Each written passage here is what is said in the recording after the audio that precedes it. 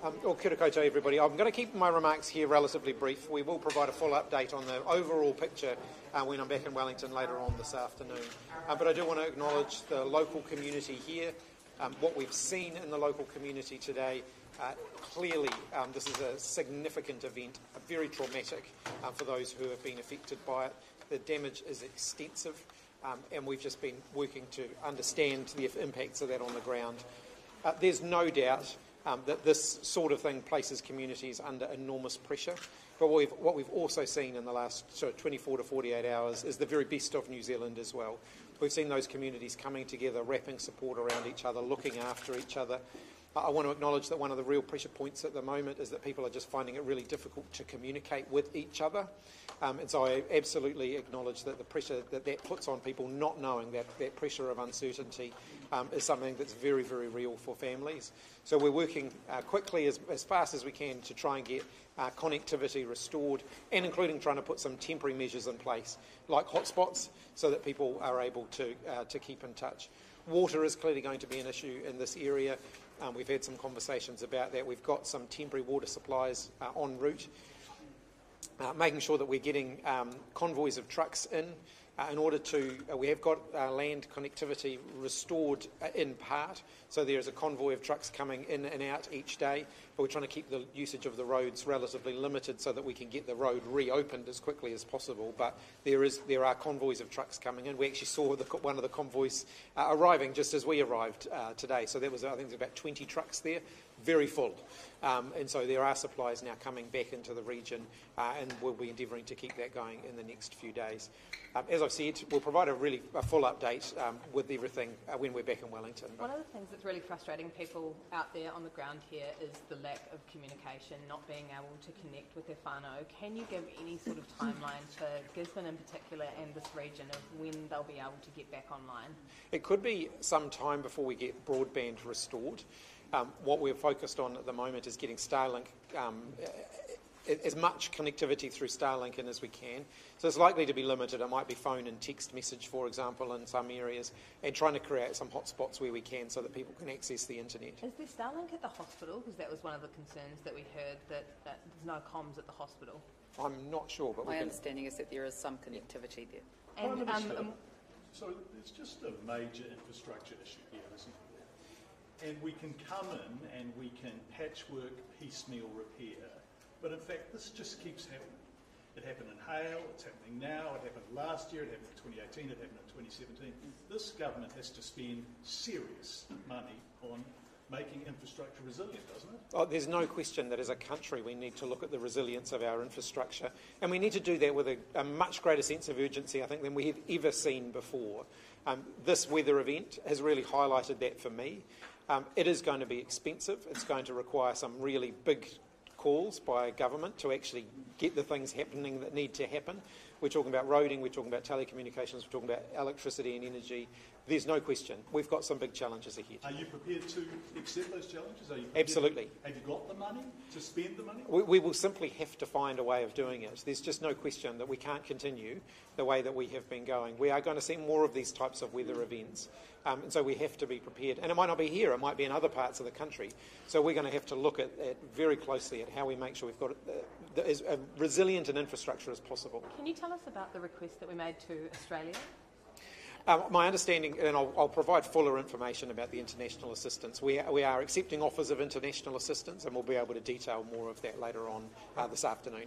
Prime Minister, a lot of the residents out in Te Karaka felt abandoned during this storm. What's your message to them? Look, I want to absolutely acknowledge it can be really lonely and isolating when you're cut off in the way that they were over the last 48 hours. We worked really hard to try and get that, to reconnect, but with the extreme weather, of course, they couldn't get out, we couldn't get people in. I think we've now managed to create a lot more connection than we had 24 hours ago. But I acknowledge that if you're on the ground and you're in those circumstances, you're confronted with uncertainty, you're confronted with pretty extreme conditions. Some of the initial evacuation points then had to be evacuated themselves. And so all of that adds up and it places a huge stress on people.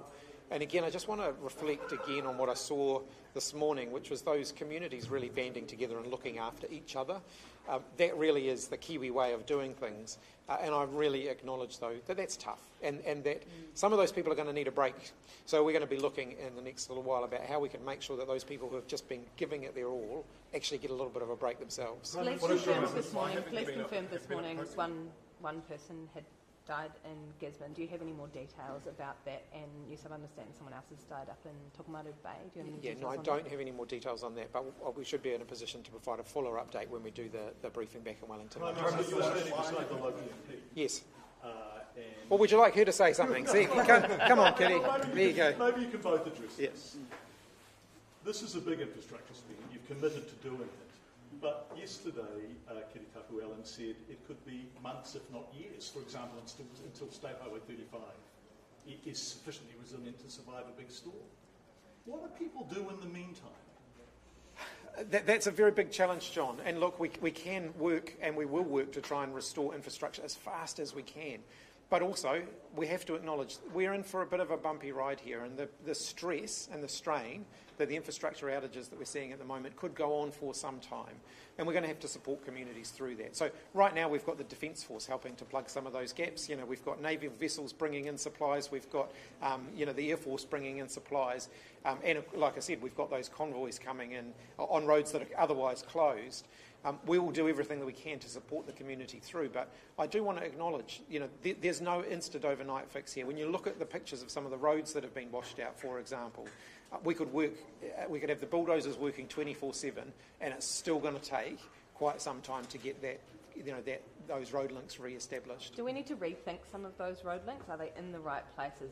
Is it time to rethink our roading network? Almost certainly. We've already had that conversation around the Coromandel and some of the disruption that we've seen there with roads that were literally only just reopened, then being washed out again. That's not a sustainable picture. We've experienced this in other parts of the country too. I think of the Manawatu Gorge, for example. We actually just have to get real about some of the roads and the fact that we're going to have to move some of those roads to places where they can be more resilient. In the middle of dealing with Have you decided on supporting the call for an independent inquiry? If you're talking about in terms of the slash? The Mana Tai petition that was presented to council over Hale, have you got an opinion on that? Will an inquiry be happening, or will it stay as a review? That will ultimately go to the Cabinet, but I do want to just provide a reassurance that absolutely have heard the concerns. It's a real concern. It's a valid concern. It is time for us to do something more serious about that, and we absolutely will. Have you gone up the East Coast yet? Bridget Parker was on Radio New Zealand on Monday, I think it was, saying that no politician of any colour has shown up there. Yeah, have you shown up there? I haven't been up there, unfortunately, because I've got to get back to Wellington this afternoon, but I'm sure the local MP will be making her way up there in due course. One of the challenges, of course, has been that it's about prioritising who can get in and out, particularly up the coast.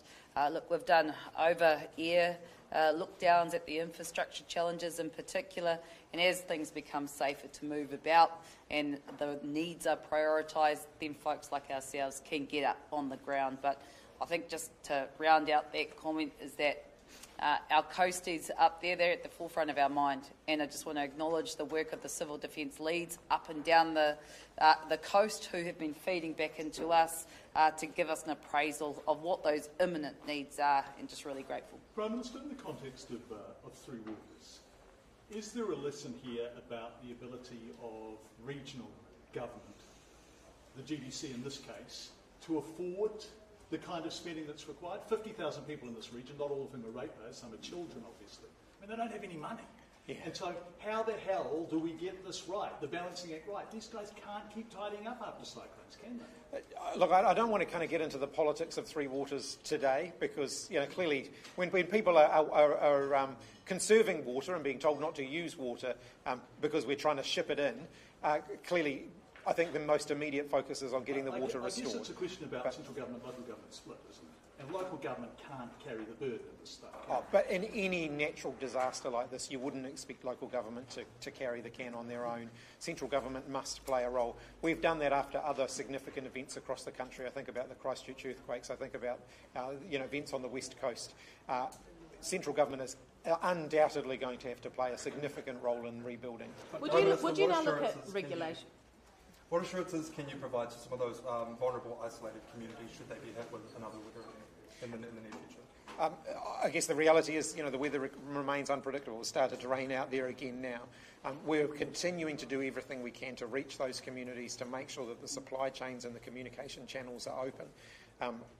I can tell you that across central government and local governments too, this is the number one focus at the moment. We've got to put everything that we can into getting people through this. Would you look at any regulation to force telcos to build more resilience into their cell phone network after this utter disaster? Look, I don't want to rule things in or out at this point, but clearly, as I've said, the resilience of our infrastructure, whether it's telecommunications, electricity, roading, supply chain, all of that, we'll be having a very good look at that. Telecommunications has a social... The other two things you've mentioned are managed by the state. Telecommunications companies, do they have a social responsibility to make sure that people can get in contact with their loved ones during a national disaster? Look, I think we need to make sure we've got basic levels of connectivity as quickly as we can after a natural disaster. No one can guarantee, full connectivity 24/7 when you're confronted with the types of weather event that we have just seen. I think what people would expect, though, is that we've got, good backup in place that we can get up and running as quickly as possible. Really quickly, where were you when the earthquake struck last night, and what were you thinking? I was actually at an event at the stadium in Wellington, and I'm not going to repeat my initial words when the earthquake happened. Did it feel apocalyptic? I was very relieved to find that the Beehive bunker was still fully functional. Prime Minister, back to communication. So Starlink, here in Gisborne, some organisations are having to stop using their Starlink and give it to other organisations. Are you in contact with Starlink about how many satellites are actually here in New Zealand that people can access to use? We'll be able to provide a fuller update on that this afternoon, but we've clearly got to get the connectivity to the communities that need it most. So you're not tweeting at Elon Musk? What's that? So you're not tweeting at Elon Musk? No. In fact, I haven't really been using any connectivity while I've been here, which is one of the reasons I need to wait until I get back to Wellington to answer a whole lot of your questions. So. When you were talking to those people who have spent the night in their cars, is that acceptable to you, and how did it feel hearing those stories? Look, my heart goes out to those families, those people who have been in an extraordinary, difficult set of circumstances. I can only imagine how I would feel if I was in that set of circumstances with my own family. It has been an extraordinary weather event. We will absolutely be focused on doing everything we can to support them from this point onwards to get through. What have been the biggest lessons that you've learned during this, and what, if any, do you see as holes in the response? Look, I just want to... there'll be plenty of time to reflect and to look at the lessons to be learned, but the key thing I want to reflect on at the moment is just how much New Zealanders are doing to support each other through what is undoubtedly some of the biggest challenges some of them will have ever faced in their lives. Really quickly, Gisborne is a food bowl, looking at some of those orchards, vineyards. Yeah. What's it going to do to the price of food? There'll be plenty of time to look at that. Thanks, everybody. Thanks, Prime Minister.